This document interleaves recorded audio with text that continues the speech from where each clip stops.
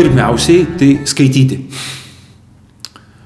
Nes kartais mes, katalikai, iš tikrųjų esam tingus ir įsivaizduojam, kad, sakykime, užtenka tiek, kiek mes girdime per mišių auką. Užtenka tiek, kiek mes girdim apsilankę vieną kartą per Velykas ir vieną kartą per Kalėdas.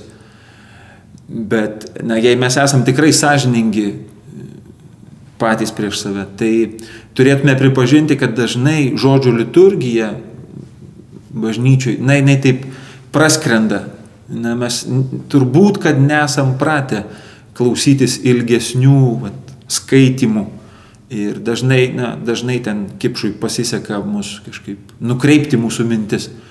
O kai šventraštis yra skaitomas, tai panašu į lenktynės.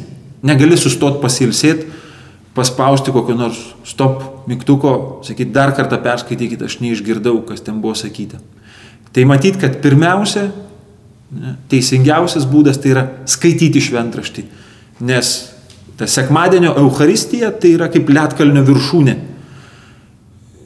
Visas ledkalnis, kaip mes žinome, yra po vandeniu, jis yra nematomas. Tai yra mano per savaitę perskaitytas namie, švento rašto luitas, kurio mažas gabaliukas galiausiai perskaitomas sekmadienį. Ir jei tas sekmadieninis gabaliukas pakimba ore, virš vandens, o nėra to luito, kuris iškelia į paviršių, tai tada mažai iš tikrųjų tikimybės tokios, kad tas šventas raštas pirmiausia, pasieks mano ausis, mano širdį, o galiausiai, kad jisai keis mano gyvenimą. Taip, Dievas tikrai yra visagalis, bet mes galime jam pagelbėti. Tai pirmas būdas – skaityti. Antras būdas yra kalbėtis su pačiu autorium. Puikiai suprantam, nereikia didelių smegenų, kad suvoktum, jog geriausiai savo knygą pažįsta pats autorius ir jisai žino, ką norėjo pasakyti. Šitoj vietoj prieš skaitant šventą raštą tikrai verta labai trumpą maldelę pasimelsti. Šventoji dvasia, ateik, parodyk, ką tu norėjai šituo žodžiu pasakyti. Keisk mano gyvenimą pagal tai, ką perskaitysiu. Ir tada skaityti. Ir galiausiai trečiasis dalykas, kurį reikėtų mums, ypač katalikams, kažkaip pasimti kaip brangų. Tai yra toks įprotis, kad mes vis tik esam įpratę šventraštį skaityti gabaliukais. Mes išsirenkam eilutes, kurios mums patinka, kurios mus guodžia, jas ištraukiam iš bendro audinio šventraščių. Ir tada, bandom kažkaip net koreguoti vertimus, kad iš karto būtų viskas aišku, teisinga ir taip toliau, ir taip toliau.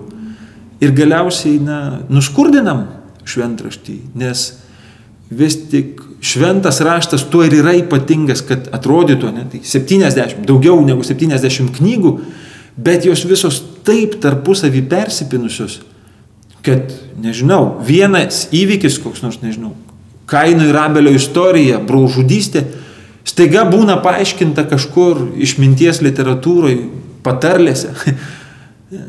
Staiga atrandi paaiškinimus tam, kas buvo nesuvokiama. Tai šitoj vietoj pratintis šventraštį skaityti ištisai. Pasimt nuo pirmosios šventraščio knygos, nuo pradžioje Dievas sukūrė dangų ir žemę, iki pat apreiškimo knygos pabaigos, kur Dievas sako, aš darau naują dangų ir naują žemę. Tai šitas dalykas, man atrodo, mums, katalikams, būtų didelė apsauga nuo tokio dvasingo švento rašto iškraipimo. Labai paprastas pavyzdys. Pirmos Samuelio knygos pradžioje, kai Dievas pašaukė Samuelį, kiek kartų esu regėjęs tą ištrauką užrašytą ant, pavyzdžiui, šventimų paveikslėlio, kad tas jauno Samuelio atsakymas, kalbėk viešpatie, tavo tarnas klauso. Ir mes visi įsivaizduojam, kaip gražu, jaunas berniukas, vaikinas atsiliepia Dievui. Bet kas toliau yra pasakyta? Kitas sakinys, kita eilutė iš karto. Dievas tam vaikinui, jaunuoliui, sako, aš padarysiu Izraelyje tokį dalyką, nuo kurio visiems spengs ausyse.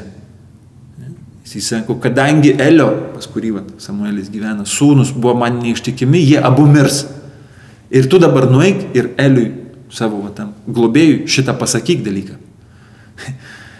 Tai aš įsivaizduoju, jeigu tikrai mes suvoktumėm, ką mes rašom ant tų paveikslėlių, ne? Ir ką reiškia, ką aš išgirsiu pasakęs Dievui, klausausi viešpatį. Matyt, šiek tiek atsargiau patį šventraštį cituotumėm, o kartu ir žymiai turtingiau jį priimtumėm. Be galo daug pavyzdžių čia galima papasakot, bet tas ištisinis šventraščio skaitimas yra vienas iš tų Dievo mums duotų turtų, kuriais mes katalikai kartais nesinaudojame. Tai, sakyčiau, čia irgi paskutinė vyšnia ant to teisingo skaitimo pyrago. Skaityti visą šventraštį.